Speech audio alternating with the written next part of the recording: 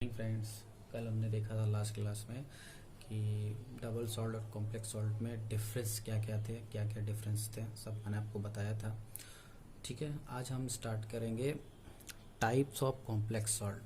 Complex salt के भी कई टाइप्स होते हैं, मेनली इसके 4 टाइप्स होते हैं। मैं आपको वन बाय वन एक एक स्टेप बताऊंगा, जिसमें सबसे पहला है सिंपल कैटायन और कॉम्प्लेक्स एनायन। देखो, सिंपल का मतलब वही है कि जिसमें सिंपल कैटायन हो, मतलब सिंपली प्लस चार्ज हो, माइनस चार्ज हो। कैटायन है तो प्लस चार्ज होगा, जहाँ पर भी सिंपल लगे। अभी आगे आ गया सिंपल एनायन, तो सिंपल एनायन का मतलब क्या हुआ, जिस पर नेगेटिव चार्ज हो। कॉम्प्लेक्स अगर कहीं पर भी आ जा रहा है, कॉम्प्लेक्स आ जा रहा है, वर्ड यूज हो रहा है, तो समझ जाओ कॉम्प्लेक्स का मतलब कॉम्प्लेक्सिटी। और कॉम्प्लेक्सिटी तभी आएगी जब उसके अंदर क्या बन रहा हो, कोऑर्डिनेट बॉन्ड बन रहा हो।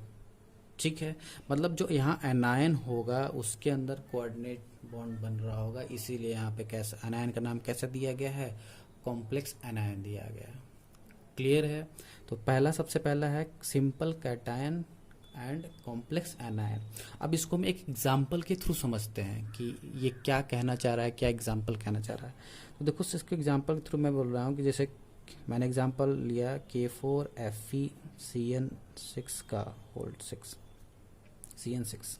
ठीक है, अब अगर इसको मैं तोड़ूं तो ये टूटता है 4K plus plus FeCN6 4 minus में। ठीक है, तो देखो कैटायन हम किसको बोलेंगे, जिसके ऊपर पॉजिटिव चार्ज होगा। एनायन किसको बोलेंगे, जिसके ऊपर नेगेटिव चार्ज होगा। अगर आप यहाँ देख पा रहे हो तो यहाँ जो हमारा कैटायन है वो सिंपल है, इसके अंदर किसी तरह का कोवेलेंट बॉन्ड बनता हुआ नहीं दिख रहा है। ठीक है, लेकिन जो ये हमारा स्क्वायर ब्रैकेट के अंदर है, ये जो चीज़ है, ये जो एनायन है, वो देख रहे हो कि कॉम्प्लेक्स है और यहाँ पे कोऑर्डिनेशन बॉन्ड बन रहा होगा, इसीलिए कैसा है, कॉम्प्लेक्स है। तो ऐसा कंपाउंड जिसके अंदर सिंपल कैटायन हो और कॉम्प्लेक्स एनायन हो, उसको हम किस टाइप के कॉम्प्लेक्स सॉल्ट में रखेंगे, simple cation and complex anion के टाइप में। ठीक है, दूसरा इसका टाइप होता है complex cation and simple anion. अब ठीक इसी का उल्टा है कि यहाँ जो अब कैटायन हो कैसा होगा, कॉम्प्लेक्स होगा, और जो एनायन होगा वो कैसा होगा, सिंपल होगा। चलिए, तो अब देखो मैं इसका एग्जांपल लेता हूँ। जैसे इसका एग्जांपल मैंने लिया PT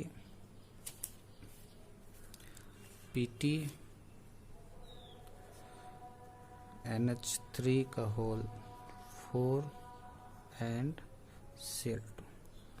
चल, अब इसको अगर मैं तोड़ूं तो यहाँ पे क्या हमको मिलेगा, PtNH3 का whole 4 to the power +2 plus Cl-2।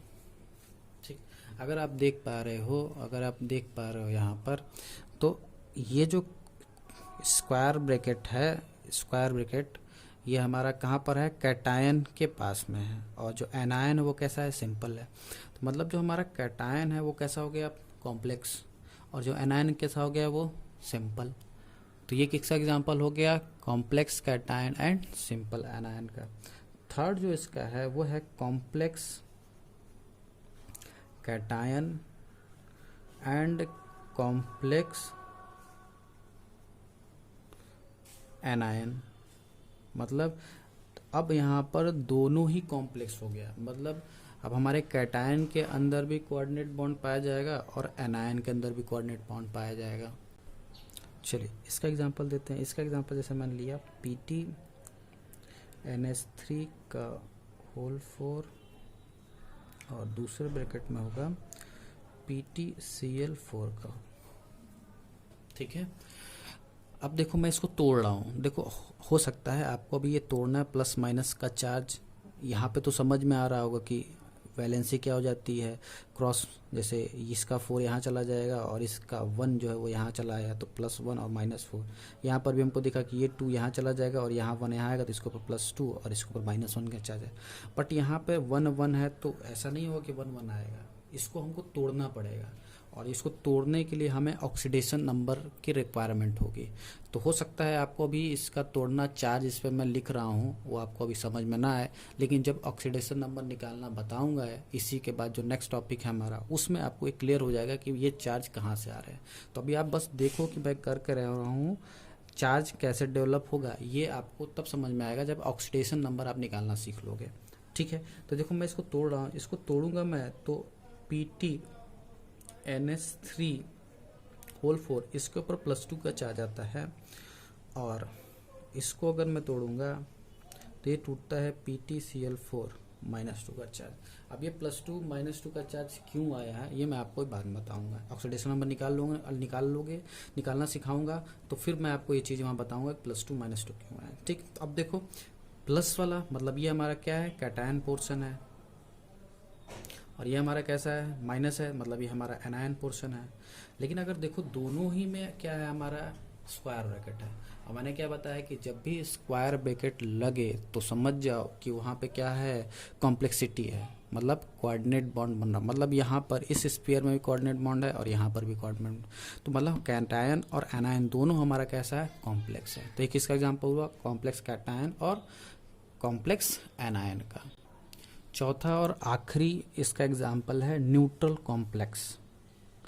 अब न्यूट्रल का मतलब क्या होता है, जिसके ऊपर कोई चार्ज ना कैटायन है ना एनायन, मतलब चार्ज है ही नहीं। कैटायन तब बोलोगे जब पॉजिटिव चार्ज होगा, एनायन तब बोलोगे जब नेगेटिव चार्ज होगा। लेकिन यहाँ न्यूट्रल बोला गया है, न्यूट्रल का मतलब किसी भी तरह का कोई चार्ज ही नहीं है। ठीक, तो अब देखते हैं एग्जाम्पल, इसका एग्जाम्पल है NiCO। ध्यान रखना ये कार्बन मोनो वाला है, कोबाल्ट वाला नहीं है, का 4। ठीक है, अब देखो कि ये इसके ऊपर कोई चार्ज नहीं होता है। फिर मैं आपको बता रहा हूँ कि ये चार्ज क्यों नहीं होता है, ये तब आप समझ पाओगे जब आप ऑक्सीडेशन नंबर निकालना सीखोगे। तो जिसके बाद मैं आपको ऑक्सीडेशन नंबर आगे बताऊंगा, लेकिन कुछ चीज़ें हैं पहले वो समझ लेंगे तब ऑक्सीडेशन नंबर आपको निकालना समझ में आएगा। तो ऑक्सीडेशन नंबर अगर यहाँ निकाला जाएगा तो इसका यहाँ पे ऑक्सीडेशन नंबर Ni का भी 0 होता है और कार्बन मोनो का भी क्या होता है, 0 होता है। जब इसके ऊपर कोई चार्ज नहीं है, इसके ऊपर कोई चार्ज नहीं है, तो मतलब इस पूरे कंपाउंड के ऊपर कोई चार्ज नहीं है। और जब कोई चार्ज नहीं होगा तो ना ये कैटायन बोला जाएगा ना एनायन बोला जाएगा, इसलिए इसको क्या बोलते हैं, न्यूट्रल कॉम्प्लेक्स। लेकिन कॉम्प्लेक्स बोला गया है, भले चार्ज नहीं है, भले इसके ऊपर कोई पॉजिटिव नेगेटिव चार्ज नहीं है, लेकिन यहाँ पे कोऑर्डिनेट बॉन्ड बन रहा है, इसीलिए इसको स्क्वायर ब्रैकेट के अंदर रखा गया है और इसको क्या बोला जाएगा, न्यूट्रल कॉम्प्लेक्स बोला जाएगा। चलिए अब हमको नेक्स्ट जो पढ़ना है वो है हमारा रिप्रेजेंटेशन ऑफ कॉम्प्लेक्स कंपाउंड। मतलब कोई भी कॉम्प्लेक्स कंपाउंड है तो जैसे मैंने कभी ऐसे लिखा तो फिर कभी इस टाइप में लिखा, तो ये आखिर कोऑर्डिनेशन कंपाउंड्स तो इस टाइप में ऐसे, कभी इधर पॉजिटिव चार्ज है तो कभी इधर नेगेटिव सिंपल है, तो कब ऐसे लिखा जाएगा, क्या रिप्रेजेंटेशन का तरीका है वो मैं आपको यहाँ बताने वाला हूँ कि कैसे कोऑर्डिनेशन बॉन्ड को रिप्रेजेंट किया जाता है। तो सबसे पहले समझो कि कोऑर्डिनेशन बॉन्ड को रिप्रेजेंट करने के लिए सबसे पहले एक स्क्वायर ब्रैकेट, जिसको हम बड़ा कोष्टक भी कहते हैं, स्क्वायर ब्रैकेट की रिक्वायरमेंट होती है। इस स्क्वायर ब्रैकेट को हम बोलते हैं कॉम्प्लेक्स स्फीयर। क्या बोलते हैं, कॉम्प्लेक्स स्फीयर। ठीक, अब कॉम्प्लेक्स स्फीयर के इधर कैटायन होगा, कॉम्प्लेक्स ईयर के इधर एनायन होगा। बस आपको ये ध्यान रखना है कि अगर ये यहाँ कैटायन है तो कॉम्प्लेक्स स्फीयर हमारा एनायन होगा, और अगर यहाँ एनायन है तो कॉम्प्लेक्स स्फीयर कैसा बन जाएगा, कैटायन बन जाएगा। मतलब एक स्फीयर के साथ साथ कैटायन और एनायन नहीं होगा, स्फीयर ही हमारा कभी कैटायन के जैसे काम करेगा, कैटायन जैसे काम करेगा तो एनायन यहाँ आएगा, और अगर कॉम्प्लेक्स स्फीयर हमारा एनायन के जैसे काम कर रहा है तो कैटायन यहाँ आएगा। ऐसा कभी नहीं होगा कि कैटायन फिर कॉम्प्लेक्स स्फीयर फिर एनायन हो, तीनों एक साथ नहीं होंगे। ठीक, स्फीयर ही हमारा कैटायन और एनायन की तरह काम करेगा। तो अगर ये कैटायन की तरह काम करेगा तो यहाँ एनायन आएगा, अगर ये एनायन की तरह काम करेगा तो इधर कैटायन आएगा, ये नहीं आएगा। इस बात का आपको ध्यान रखना है। कॉम्प्लेक्स स्फीयर इसको इसलिए बोला गया कि कॉम्प्लेक्स स्फीयर में ही हमेशा कोऑर्डिनेट बॉन्ड बनेगा। ये हमेशा ध्यान रखना कि कोऑर्डिनेशन कंपाउंड में कोऑर्डिनेट बॉन्ड बनता कहाँ पे है, तो कोऑर्डिनेट बॉन्ड हमेशा कोऑर्डिनेशन स्फीयर में ही बनेगा। ठीक है, चलो अब देखो तो कोऑर्डिनेशन स्फीयर में क्या क्या होता है। जैसे मैंने अगर एग्जांपल के थ्रू आपको समझाता हूँ, जैसे मैंने K4Fe का एग्जांपल लिया, तो यहाँ पे देखो अगर मैं इसका एग्जांपल ले रहा हूँ तो ये जो पूरा पोर्शन है, ये हमारा है कॉम्प्लेक्स। अब ये कॉम्प्लेक्स स्फीयर है तो कैसा है, कैटायन है एनायन है, वो यहाँ से पता चल जाएगा कि भैया कि ये तो कैटायन है तो ये क्या होगा, एनायन होगा। तो ये क्या है, हमारा कॉम्प्लेक्स एनायन हो गया। और ये जो बचा हुआ इसके राइट साइड लेफ्ट साइड में है वो आपका क्या है, कैटायन है। ठीक, तो ये जो स्फीयर है हमारा क्या है, कॉम्प्लेक्स स्फीयर है। अब इसमें भी बहुत सारी चीज़ें हमको देखने को मिल रही हैं कि Fe है, CN6 है, इनको क्या बोलते हैं। मैं अब कॉम्प्लेक्स स्फीयर को थोड़ा सा और तोड़ता हूँ। कॉम्प्लेक्स स्फीयर को फिर फर्दर दो पार्ट में तोड़ा जाता है। जो सबसे पहला आता है उसको बोलते हो सेंट्रल मेटल एटम।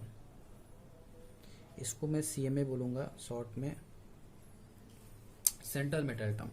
और उसके बाद जो फॉलोइंग में होते हैं उनको बोलते हैं लिगेंड्स। ठीक है, अब जैसे इस एग्जांपल मैंने ये लिया था, इसको यहाँ से देखो तो यहाँ पर Fe पहले आया है, तो यहाँ पर Fe हमारा क्या है, CMA है, सेंट्रल मेटल एटम है। और Fe के बाद फॉलोइंग में क्या है, CN है, साइनाइड आयन है। तो जो CN है वो हमारे क्या है, लिगेंड्स है। लिगेंड्स इसलिए बोला था क्योंकि अकेला नहीं आया है, कई CN को साथ में लेके आया। तो जितने भी CN है सब CN क्या कहलाएंगे, लिगेंड्स कहलाएंगे। बात समझ में आ रहा है। तो ये हमारा क्या है, कॉम्प्लेक्स स्फीयर को फर्दर दो पार्ट में डिवाइड किया गया है, सेंट्रल मेटल एटम, लिगेंड्स। और सेंट्रल मेटल एटम हमेशा जो पहले होगा और ये मेटल बोला जा रहा है, मतलब यहाँ पे हमेशा एक मेटल ही होगा। ठीक है, और उसके फॉलोइंग में जो होंगे वो क्या होंगे, लिगेंड्स होंगे। क्लियर है। चलो एक और एग्जांपल देखते हैं। देखो यहाँ पे अगर हम देख पा रहे हैं तो यहाँ पे हमारा क्या है, ये जो कोऑर्डिनेशन स्फीयर है ये हमारा क्या होगा, कोऑर्डिनेशन स्फीयर या कॉम्प्लेक्स स्फीयर। इसी को कोऑर्डिनेशन स्फीयर ही बोलते हैं, कॉम्प्लेक्स स्फीयर और कोऑर्डिनेशन स्फीयर, दोनों नाम है। क्योंकि कोऑर्डिनेट बॉन्ड होता है इसलिए कोऑर्डिनेशन स्फीयर बोलते हैं, और उसी को कॉम्प्लेक्स बोलते हैं इसलिए क्या होता है, कॉम्प्लेक्स स्फीयर बोलते हैं। ठीक है, तो यहाँ पे हमारा जो कॉम्प्लेक्स स्फीयर है अब वो कैसा काम कर रहा है, एज अ कैटायन काम कर रहा है। क्योंकि ये हमारा क्या दिख रहा है कि सिंपल एनायन है जिसके ऊपर नेगेटिव चार्ज होगा और इसके ऊपर दो पॉजिटिव चार्ज, पॉजिटिव का मतलब कैटायन, और ये हमारा क्या हो गया, एनायन।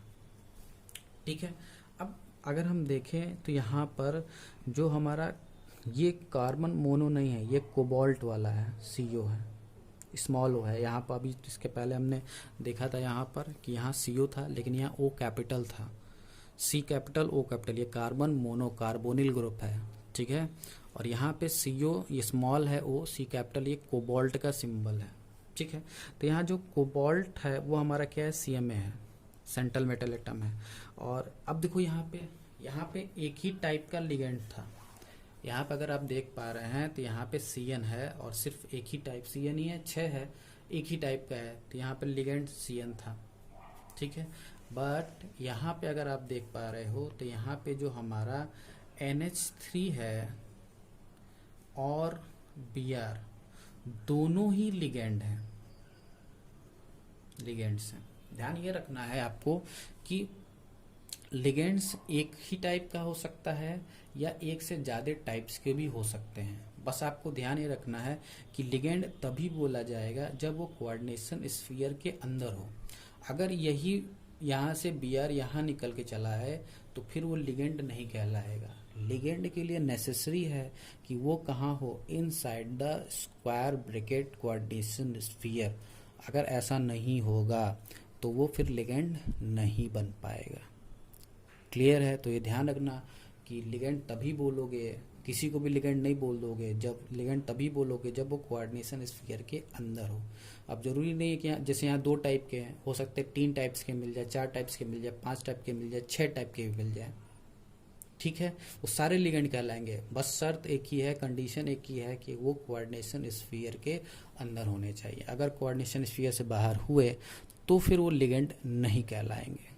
क्लियर है? तो यहाँ हमारा NH3 भी लिगेंड है और Br भी लिगेंड है, और जो CO है वो हमारा क्या है, सेंट्रल मेटल एटम है, और जो SO4 है उसको लिगेंड ना बोल के उसको हम क्या बोलेंगे, एनायन। क्लियर? ध्यान रखना, गलती जरूर हो जाती है कि लिगेंड हम समझ नहीं पाते किसको बोले। तो लिगेंड हमेशा रखना ब्रैकेट के अंदर है, बड़े ब्रैकेट के अंदर है, तभी वो लिगेंड कहलाएगा, नहीं तो नहीं कहलाएगा। चलिए एक और एग्जांपल से समझते हैं। चलिए अब देखो, यहाँ पे मैंने एक कंपाउंड लिया है, कोऑर्डिनेशन कंपाउंड है। अगर आपसे मैं पूछूं किस टाइप का कोऑर्डिनेशन कंपाउंड है, तो आपको क्या दोनों ही स्फीयर कॉम्प्लेक्स दिख रहा है, मतलब ये कॉम्प्लेक्स एनायन और कॉम्प्लेक्स कैटायन का स्फीयर है। क्लियर? अब इसको अगर मैं तोड़ूं, तो जैसे मैंने आपको बताया कि ये कैसे टूटेगा, जब आप इसका ऑक्सीडेशन नंबर निकालना सीखोगे। तो भी मैंने आपको बताया नहीं है, तो मैंने बस लिख दे रहा हूँ, आप इसको बाद में समझेंगे कि कैसे इसके ऊपर कौन सा चार्ज आया है, जब कोऑर्डिनेशन नंबर निकालना हमने सीखेंगे। ठीक है, तो अभी बस मैं तोड़ रहा हूँ। देखो, इसके ऊपर +3 का चार्ज आएगा और इसके ऊपर -3 का चार्ज आएगा। ठीक है, तो मतलब साफ हमें दिख रहा है कि ये हमारा क्या है, कॉम्प्लेक्स कैटायन है, और ये क्या है, हमारा कॉम्प्लेक्स एनायन। ठीक है, अब देखो, अगर मैं यहाँ पे, क्योंकि यहाँ हमारा CMA कौन कौन है, तो देखो कोबाल्ट और Cr क्रोमियम दोनों ही हमारे क्या हैं, CMA हैं, क्योंकि दोनों ही कोऑर्डिनेशन स्फीयर के अंदर है। तो जो भी चाहे जितने भी कोऑर्डिनेशन स्फीयर हो, सभी कोऑर्डिनेशन स्फीयर के अंदर क्या होगा, एक सेंट्रल मेटल एटम होगा। जैसे इस कोऑर्डिनेशन स्फीयर की बात करो तो यहाँ सेंट्रल मेटल एटम कोबाल्ट है। इस कोऑर्डिनेशन स्फीयर की बात करो तो यहाँ सेंट्रल मेटल एटम कौन है, क्रोमियम है। ठीक, अब वैसे ही अगर यहाँ पे लिगेंड्स की बात की जाए, तो अगर आप यहाँ देख पा रहे हो कि यहाँ लिगेंड क्या है, हमारा NH3 है, और यहाँ जो लिगेंड है वो हमारा Cn- है। ठीक है, तो ये दोनों हमारे क्या हैं, लिगेंड्स हैं। तो चाहे एक स्फीयर हो चाहे दो स्फीयर हो, जितने स्फीयर होंगे उतने आपके सेंट्रल मेटल एटम भी होंगे, क्योंकि हर एक स्फीयर में एक सेंट्रल मेटल एटम होगा, और उसी के रिगार्डिंग वहाँ पे एक या एक से ज़्यादा लिगेंड्स भी पॉसिबल हैं। तो जैसे हमने यहाँ एक लिगेंड देखा और एक से ज़्यादा लिगेंड देखा, और आगे भी और भी बहुत सारे एग्जाम्पल हैं जिसमें आपको एक से ज़्यादा लिगेंड देखने को मिलेंगे। तो आपको कुछ क्लैरिटी मिली कि हम सेंट्रल मेटल एटम क्या होगा, किसको लिगेंड्स बोला जाएगा, कब हम किसको लिगेंड बोलेंगे। ठीक, एक छोटा सा आपको इन्फॉर्मेशन दे रहा हूँ, इसको नोट के समय हमेशा याद रखना। नोट जहाँ पर भी मैं नोट लिखूँ समझ जाना वहाँ पे क्या है, इम्पोर्टेंट कुछ है जो हमेशा आपको याद रखना चाहिए। मैं यहाँ पे आपको सेंट्रल मेटल एटम के बारे में कुछ बताना चाहता हूँ कि सेंट्रल मेटल एटम क्या होगा, कौन सा मेटल होगा, क्योंकि हम जानते हैं कि मेटल बहुत सारे हैं। आप S block, even P block में नीचे के D ब्लॉक्स, ये सारे आप क्या कहते हो, मेटल्स कहते हो। ठीक है, तो क्या सारे मेटल यहाँ सेंट्रल मेटल एटम बन सकते हैं? नहीं, ये हमेशा ध्यान रखना। सेंट्रल मेटल एटम वही एलिमेंट बनेंगे जिनके पास वैकेंट ऑर्बिटल होगा। सेंट्रल मेटल है मस्ट हैव वैकेंट ऑर्बिटल्स। अगर कोई ऐसा मेटल आ जा रहा है जिसके पास वैकेंट ऑर्बिटल नहीं है, तो वो फिर CMA का काम नहीं कर सकता। CMA का काम वही करेगा जो क्या होगा, जिसके पास वैकेंट ऑर्बिटल होगा। तो जनरली अगर मैं आपसे कहूँ, जनरली बोल रहा हूँ, जनरली का मतलब not 100%, not 100 times, maximum times. Generally का मतलब maximum time, maximum times. Generally अगर मैं कहूँ आपसे, तो जनरली जो CMA होते हैं वो हमेशा D ब्लॉक एलिमेंट्स होते हैं। अब देख लो, कोई भी अभी तक मैंने जो भी एग्जाम्पल लिए हैं उनका सेंट्रल मेटल एटम देखो तो वो कहाँ के हैं, तो वो हमेशा क्या हैं, D ब्लॉक के एलिमेंट्स हैं। क्लियर है? अब क्यों D ब्लॉक का एलिमेंट ही चाहिए होता है, क्यों यही हमें लगता है, और क्यों उनको वैकेंट ऑर्बिटल्स की रिक्वायरमेंट होती है? तो देखो भैया, इसका सिंपल सा आपको बता रहा हूँ कि क्या रीज़न है। देखो होता क्या है कि कोऑर्डिनेशन बॉन्ड, कोऑर्डिनेशन स्फीयर में क्या बनता है, कोऑर्डिनेशन बॉन्ड। कोऑर्डिनेशन बॉन्ड बनने का मतलब आपको मैंने पहले बताया कि अनइक्वल शेयरिंग होगा, अनइक्वल सपोर्ट होगा, ठीक है। तो अनइक्वल सपोर्ट जब होगा, सपोर्ट का मतलब क्या, इलेक्ट्रॉन का देना। और मैंने आपको पहले ही बताया इलेक्ट्रॉन देने का मतलब इलेक्ट्रॉन तभी वो लेगा जो एक्सेप्टर है, इलेक्ट्रॉन तभी लेगा जब इसके पास वैकेंट ऑर्बिटल होगा। अगर वैकेंट ऑर्बिटल नहीं है उसके पास तो फिर वो इलेक्ट्रॉन लेगा ही नहीं, और जब इलेक्ट्रॉन लेगा नहीं तो कोऑर्डिनेशन बॉन्ड नहीं बनेगा, कोऑर्डिनेशन बॉन्ड नहीं बनेगा तो वो कोऑर्डिनेशन कंपाउंड नहीं होगा, ठीक है। हम इसको तो आज यहीं रोक रहे हैं, इसको नेक्स्ट वीडियो में मैं फिर कंटिन्यू करूंगा कि ये क्या रीजन है। पहले तो आप ये रखना सीएमए हमेशा क्या होगा, उसके बाद वैकेंट ऑर्बिटल होगा, और जनरली सीएमए हमेशा डी ब्लॉक से होता है।